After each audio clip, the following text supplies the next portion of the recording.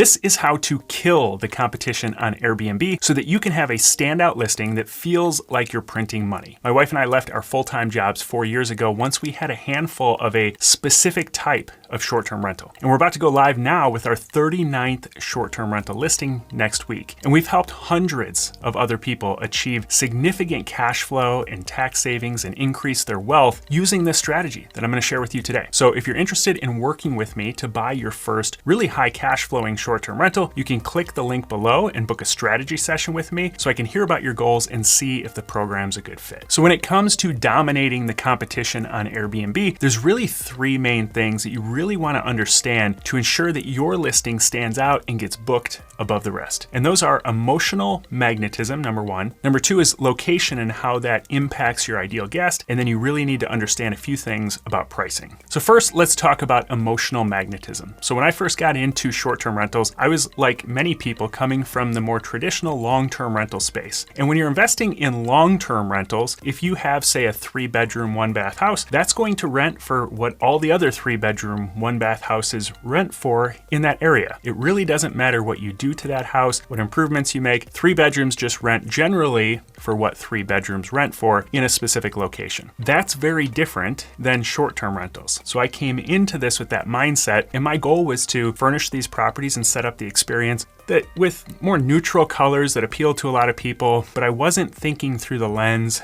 of emotional decision making. I'm a pretty logical person. I'm a thrifty person. I thought if we can keep the budget as low as possible and appeal to people's logic around renting, that we would do okay or do well as a short-term rental. And my wife really had to beat it into me that people make decisions for short-term rentals very, very differently than long-term rentals. Long-term rentals are much more based on logic. Short-term rentals, on the other hand, are almost entirely based on emotion. And so that's why we need to create this emotional magnetism. Let me just share with you a few examples of what this looks like. So Airbnb just made some pretty significant updates to their platform, and most hosts think that they have their entire listing to win over a guest and get a booking. And yes, you need to have the right information in your listing and some pretty good pictures, but I would argue by far the most important aspect of your listing consists of 3 main aspects. And it's what I consider to be the hook. And without these, you're never going to get very many clicks on your listing to be able to win them over with the listing information. So these are by far the most important pieces. So number 1 is the listing photo, which you can see here. Number 2 is the overall price, which now is a combined price. They used to just show nightly rate, and then once you clicked on it, then you could see all the fees. None of that anymore. It's as of 4 months ago, people can only see the overall price. So your fees and your nightly rate aren't nearly as important as they used to be. Just the cumulative total is what's important because people are comparing apples to apples when it comes to the total for that booking. And the third thing is the overall guest rating, which you can see here. So when it comes to the listing photo, you can see that there's a really big variation here. And so what Airbnb does is when you log in, it shows you different cities that it thinks you might be interested in, and it shows you the top destinations. And then you can click on that particular city and you can start scrolling through. And as you scroll through, just think through the lens of emotional magnetism. Which are the ones that really catch your eye compared to others? So as we're scrolling through, like this one is really kind of visually interesting and it kind of catches your eye. There's some others here, like this is a beautiful room. It catches your eye, professional pictures, well lit, and it draws you in as opposed to maybe this one, which is kind of just the front of a typical house. And it doesn't look like it's a professional picture, kind of like an iPhone picture. And so as you're thinking through how to create emotional magnetism, you need to be thinking about the type of picture for that ideal guest that's going to draw people in. So you really only get a couple inches here to make that first huge impression on someone and draw them in, get them to click on your listing, and then win them over with the rest of the listing information.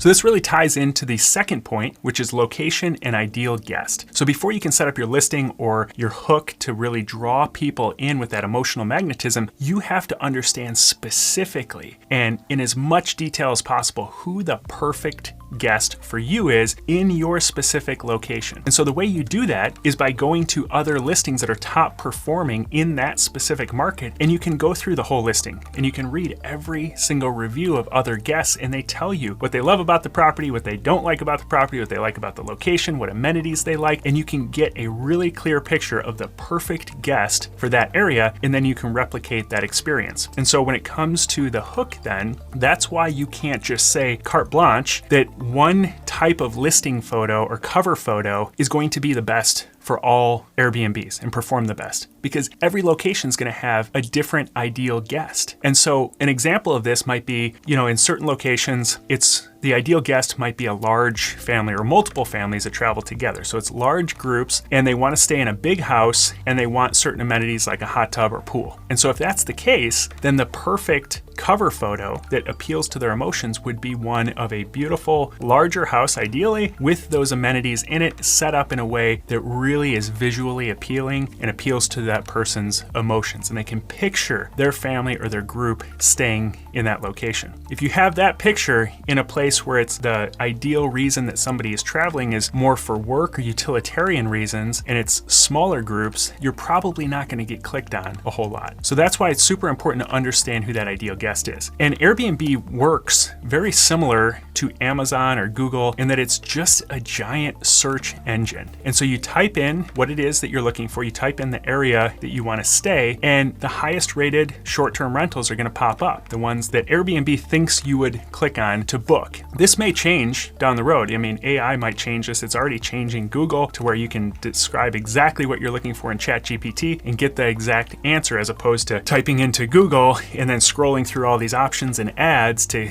try to find what you want. But for now, it works very similarly to a Google. And so if you think about it, on Google or on Amazon, if you don't show up on the first page or two, you're probably never ever going to be seen. And so people will click, the way it works is people click, put in what they're looking for, then they click on the top rated option that matches ideally what they're looking for. And so that's what you want to be. And the only way to be that for your ideal guest is to understand who your ideal guest is for that location. If you think about it, every location only has one first page, right? So they only have one first page in every location. So if you put in Nashville, or you put in Sevierville, Tennessee, or Destin Beach, Florida, or Michigan City, where we invest, there's only one first page. But if you put in some of these top Airbnb destinations, the competition is off the charts. So let me show you what I mean.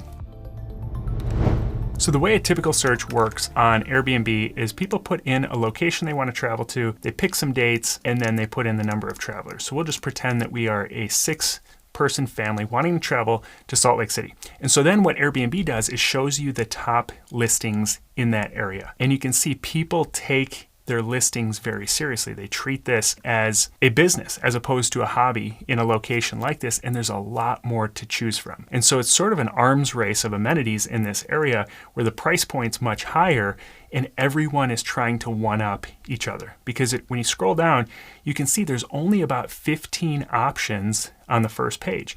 And this works very similar to like an Amazon, where if you're not on the first or second page, you're probably not going to get booked, because most people will start at the top and they scroll through and look for ones with high ratings that meet their needs. And they might click on a couple of them, compare them, and then book the one that meets their needs.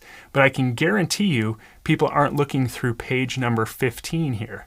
And so there's hundreds, if not thousands, of options in a large market like this. So it's extremely competitive. And if you compare that to another area where a member of my Blueprint program just listed his property, which is Sault Ste. Marie, Michigan. So he followed our system, identified, it's Sault Ste. Marie. It's spelled salt. I say it as I write it there. Sault Ste. Marie, Michigan is how it's pronounced. And so he followed our system. He lives in California. He identified this area as having a ton of potential. And the average price point in this area is $163,000. So it's extremely affordable compared to a relatively high nightly rate and occupancy. And so you can see this is a border town right on the border of Michigan and Canada. So right in the border of the US and Canada. And so a lot of people are traveling through this area. They're building a lot of infrastructure in this area. And so that leads to lots of reasons that people book. And so when you look at these listings in a market like this, it's much more affordable.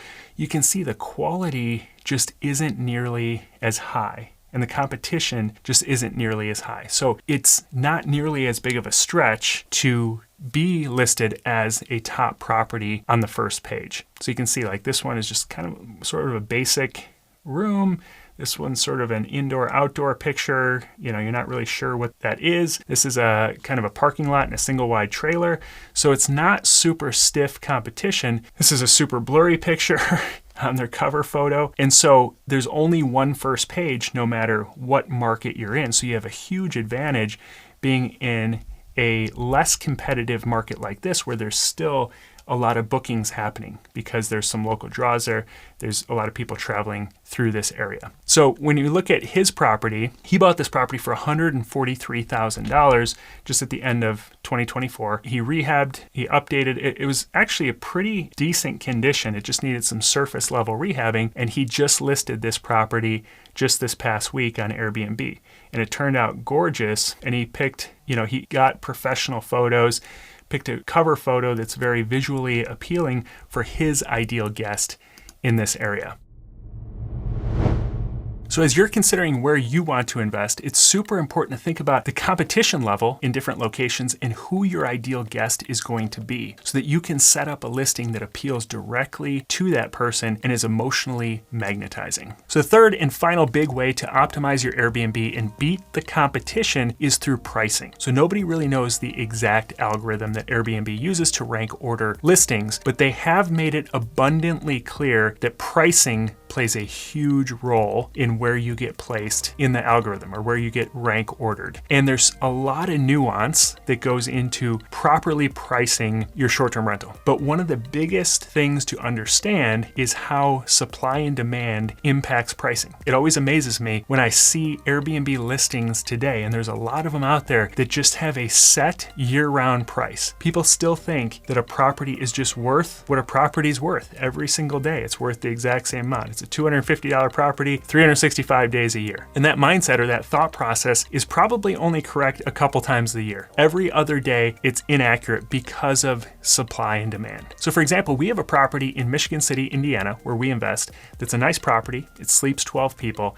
And in our slowest season in January, on say a Tuesday night, that property will only rent for about $99 a night. But when you look at the peak season, like July, there's several weekends in July where it books out for over $1,000 per night for that weekend. So if we were to say, well, we'll just split the difference here, and this is a $500 a night type of property, then if you think about it, in the slow season, we're probably not going to get any bookings at $500 a night. And then in the peak season, we'll be leaving a massive amount of money on the table. So our average revenue for that property, since we're only going to rent during times when it actually is $500 a night, which is probably pretty minimal, our revenue overall for the year might be $25,000 instead of the $85,000 that we're able to bring in on an annual basis on this property because the pricing is optimized. So if you do understand pricing and you do adjust your pricing based on different seasonality, the general error that I see a lot of people make is that they still overprice in the slow season, especially on weekdays. They think that there's only a slight difference between weekends and weekdays, but in the slow season in most markets, weekdays are just, there's way too much inventory for weekdays and there's nowhere near enough demand. And so you have to be at the most competitive pricing on those days to get bookings. And people wait way too long to drop their pricing on those days when people are going to have hundreds of options and only a few are going to get booked up. So you need to be one of the first ones to get booked up. The other mistake that I see people make is the opposite. So in the peak seasons, people underprice themselves. And I'll have people I talk to that celebrate,